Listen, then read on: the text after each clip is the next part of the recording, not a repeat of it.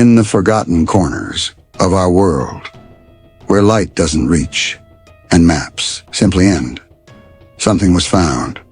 Not a fossil, not a myth, not even an animal.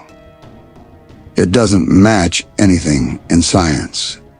It doesn't follow any rule of nature. And it was never meant to be seen. The team that discovered it, most never made it back. And the few who did, they'll never speak of it again. No name, no answers, just a feeling that something is watching. This is the story of the newest found creature and why it left scientists speechless. It all started with a distress signal coming from a remote research outpost deep in the frozen Siberian tundra. The transmission was broken. Garbled screams, unidentifiable growls, and one chilling word whispered through static. It's watching. When the rescue team arrived days later, there was no one left. No bodies, no signs of life. Only deep claw marks in the steel walls. Frozen blood smeared across the floor. There's a lot of blood inside. And a single camera still recording. What they saw on the footage was no bear, no wolf, no creature known to science. It stood just beyond the tree line, tall still, almost human, but not. And what are you reporting? We got someone or something crawling around out here. Did you see what it was? Was it a person or an animal or? I can't tell. All I know is that my sensor light came on and I just happened to glimpse and see this thing running across the yard. A good-sized man or something. Looks like a man. I don't know what it was, just that it ran across the yard. Hard. He's looking at me. Oh, and the guy is on foot. Just... I don't know what. It's a big, real big person. That's all I can say. They labeled it Specimen X731. But the locals, they already knew. They called it Golach, the Hollow Stalker. A name passed down in whispers, and warning absolutely. Golach defies classification. It walks upright, but its limbs are too long. Its joints bend the wrong way. Its skin pale and stretched thin like waxed paper. And its mouth too wide, like it was never meant to smile, but does anyway. What's worse, it can mimic a baby crying.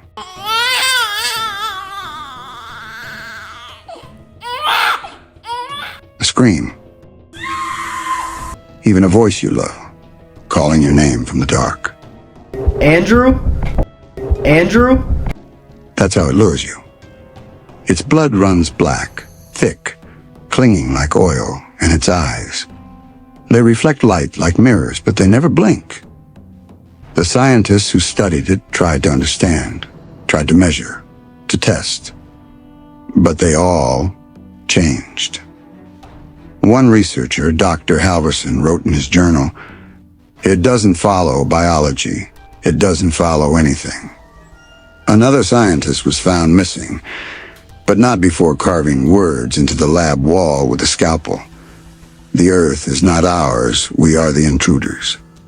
After that, the research stopped, or at least it went dark, because some things aren't meant to be understood.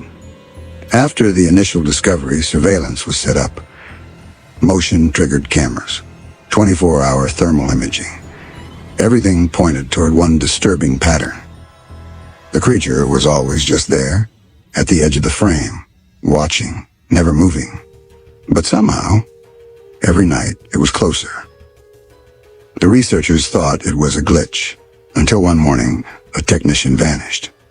No signs of a struggle, no broken equipment, just his parka folded neatly on his bunk, and a foul, rotting smell in the air. Then another disappeared, and another. One by one, they were erased as if they'd simply walked outside, and never came back. Inside the outpost, deep scratch marks appeared on walls no one had touched. Long, deliberate. Not from claws, but fingers. The team grew paranoid. They stopped sleeping, stopped trusting each other. Then came Dr. Keene. She escaped alone. They found her 2 days later, barefoot in the snow, covered in frostbite, eyes wide open, but completely unresponsive. She never spoke again. But she drew. Over 200 pages filled with the same figure, a tall, distorted shape in the trees. It knows we found it. The government denied everything. They erased reports, silenced witnesses, and wiped the station from every map. But the truth couldn't be buried. Sightings began to spread. Some more stories with the same description. Number 1. A woman hung up a trail camera in a quiet forest she visits regularly. But the camera captured something she had never expected to see. A tall, human-like figure suddenly appearing, almost as if it materialized out of nowhere, sitting behind a tree and vanishing. She recorded her computer screen with her phone, so the video's poor quality makes it hard to spot clear details. The footage suggests the figure is unusually tall, but it's hard to tell if that's true or just an optical illusion. The woman also mentioned local rumors that say the forest is haunted by the spirit of a hunter who once roamed these woods. Number 2.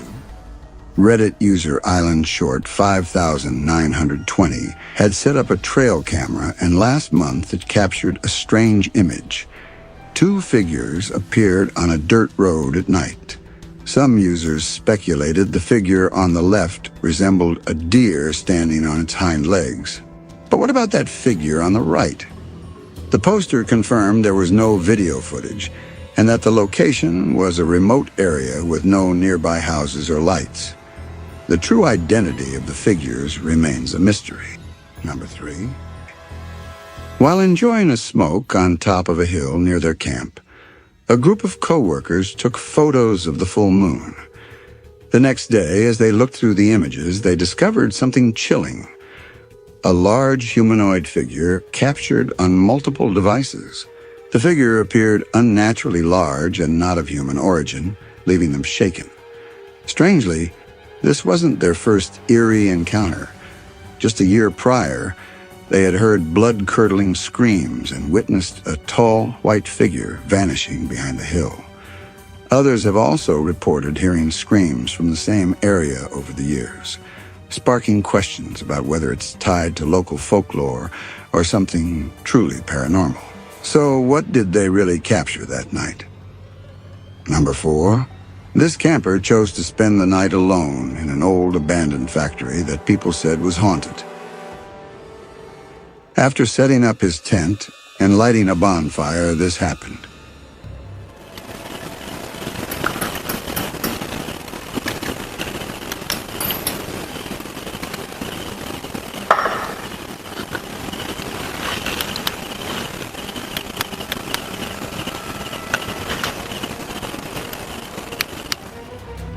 He heard a strange noise coming from the dark behind him.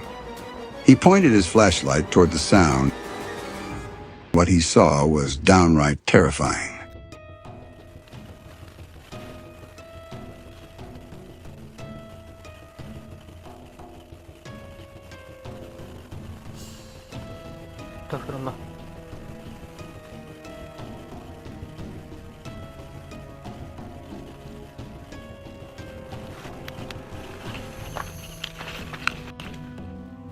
A shadowy figure quickly moves away. The deep caves of the Appalachians, and abandoned homes where no creature should be. Every story was the same. The crying, the foul stench, the gleaming, mirror-like eyes staring from the shadows. Then silence, and disappearance. So the next time you're deep in the woods, and you hear a voice calling your name, one that sounds just like someone you know, Hey, John, it's me. don't answer. Don't investigate. Don't even look. Because it's not them. It never was. And if you do see it, if those eyes catch yours in the dark, it's already too late. Some things weren't meant to be found.